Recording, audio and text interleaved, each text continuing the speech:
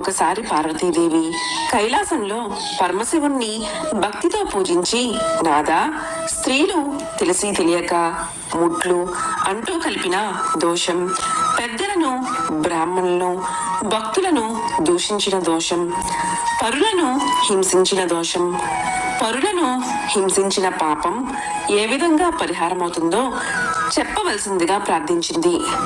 దయామయుడగు పరమశివుడు ఈ విధంగా చెప్పాడు: ఓ పార్వతి, గోమాతనందు సమస్త దేవతలు ఉంటారు.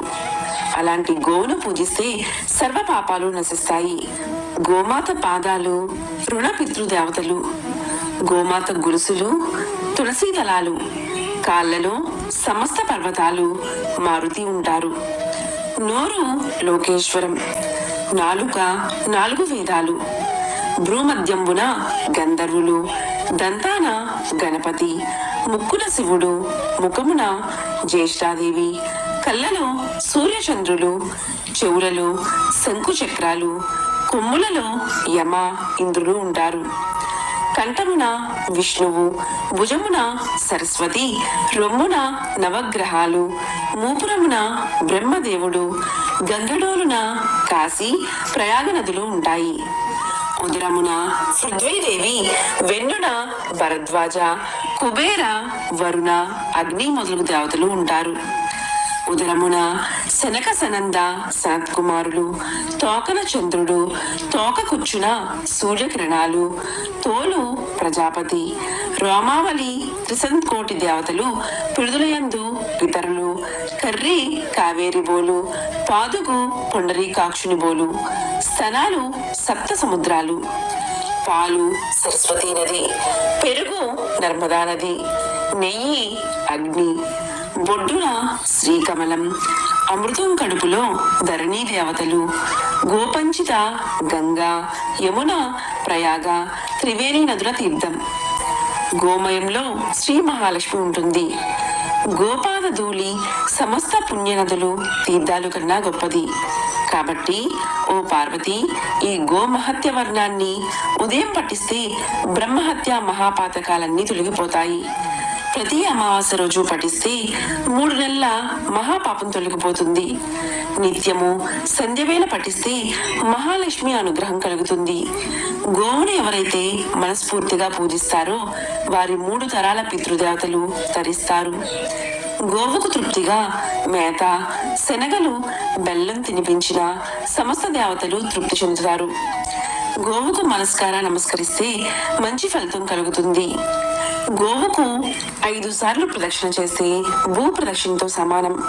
గోవును పూజించితే సమస్త దేవతలను పూజించినట్లే అవుతుంది. గోమాతను దర్శించి గో ప్రదక్షిణ చేయాలి.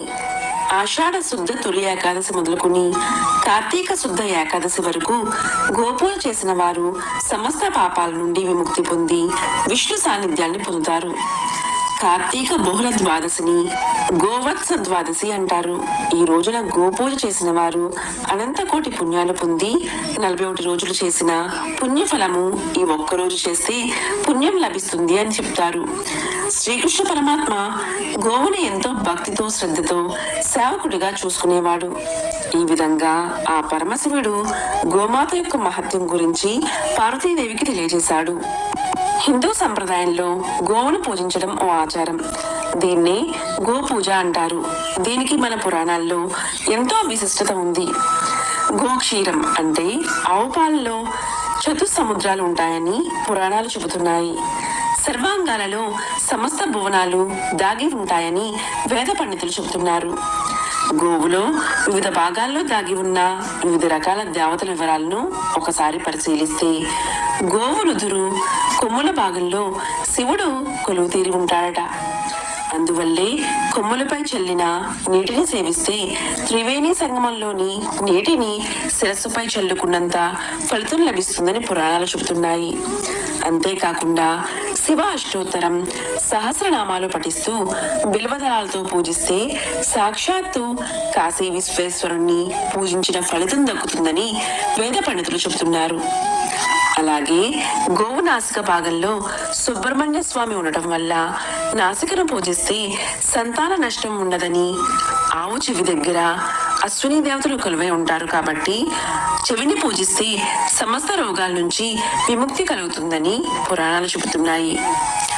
ఆవు కన్నుల దగ్గర సూర్యచంద్రులు ఉంటారని వాటిని పూజించడం వల్ల అజ్ఞానమనే చీకటి నశించి జ్ఞానకాంతి సకల సంపదలు కలుగుతాయని వేదాలు చెబుతున్నాయి. ఆవు నాలికపై వరుణదేవుడు ఉండటం వల్ల అక్కడ పూజిస్తే శీఘ్ర సంతతి కలుగుతుందని పెద్దలు చెబుతున్నారు. అదేవిధంగా ఆవు సంకరంలో ఉన్న సరస్వతీదేవిని పూజిస్తే విద్యాప్రాప్తి కలుగుతుంది. ఆవు చిక్కిళ్లలో కుడివైపున యముడు, ఎడమవైపున ధర్మదేవతలు ఉంటారని నమ్మకం. కనుక వాటిని పూజిస్తే యమబాధలు ఉండవని, పుణ్యలోక ప్రాప్తి కలుగుతుందని పెద్దలు చెబుతారు. ఆవు పెదవుల్లో ప్రాతః సంధ్యాది దేవతలు ఉంటారట.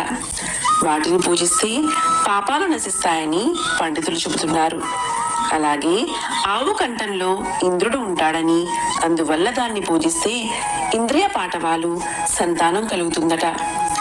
ఆవు పొదుగులో 4 పురుషార్థాలు ఉంటాయి కనుక ఆ చోట పూజిస్తే ధర్మార్థ కామ మోక్షాలు కలుగుతాయని చెబుతున్నారు. ఆవు గిట్టా చివర నాగదేవతలు ఉంటారట. వాటిని పూజిస్తే నాగలోక ప్రాప్తి లభిస్తుందని చెబుతున్నారు. వాటితో పాటు భూమిపై నాగుపాముల భయం ఉండదట. ఆవు గిట్టల్లో గంధర్వులు ఉంటారు కనుక గిట్టలను పూజిస్తే గంధర్వలోక ప్రాప్తి. గిట్టల పక్కన అప్సరసలుంటారు. ఆ భాగాన్ని పూజిస్తే సఖ్యత, సౌందర్యం లభిస్తుందట. అందువల్ల గోమాతను సకల దేవతా స్వరూపంగా భావించి పూజిస్తూ ఉంటారు. పూర్వం సాధువులు అధికంగా గోపూజలు జరుపుతూ ఉండేవారు. త్రిమూర్తులు, సకల దేవతలు గోవు మాతపైనే కొలువై ఉన్నట్లు ఆధ్యాత్మిక గ్రంథాలు చెబుతున్నాయి. దేవలోక గోవు పటాన్ని చూస్తే అందులో గోవు తోక భాగంలో లక్ష్మీదేవి ఉంటుంది. అందువల్లే చాలా మంది గోవు తోకను స్మరించి ప్రార్థిస్తూ ఉంటారు. గోవు పాదాల నుంచి కొమ్ముల వరకు దేవతలు, త్రిమూర్తులు కొలువై ఉండడం వల్ల గోవును దేవతగా భావించి పూజలు చేస్తూ ఉంటారు.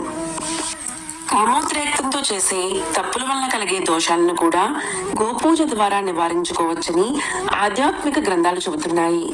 అంటే గోవును పూజించడం మాత్రమే కాకుండా గోవును దేవాలయానికి దానంగా ఇవ్వడం, గోవు వల్ల మనకు సిద్ధించే పాలు, పెరుగు, వెన్న, నెయ్యి వంటి పదార్థాలను ఇతరులకు దానంగా ఇవ్వడం కూడా గోపూజతో సమానమని పండితులు చెబుతున్నారు.